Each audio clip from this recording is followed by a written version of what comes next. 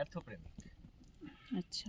তো সেই কারণে আমার কিছু লেখার মধ্যে ব্যর্থতা আছে, কষ্ট আছে। হয়তো সবার পছন্দ হবে না, আবার অনেকের পছন্দ হতেও পারে। কিছু শেয়ার করছি আজকের এই শুভ সন্ধ্যাতে আমার বন্ধুদের সাথে। ছোট্ট লেখা লিখেছিলাম, আমি জানি না আসলে কোনটা ভালোবাসা, কিন্তু ঘুম থেকে উঠেই সবার প্রথমে তোমার কথাই মনে পড়ে। এত নাড়িও না।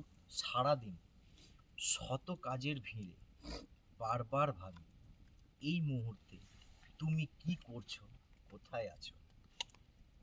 মাথার মাঝে জমে থাকা হাজারো চিন্তা তোমার সাথে কথা বললেই মুহূর্তে ঠিক হয়ে যেত।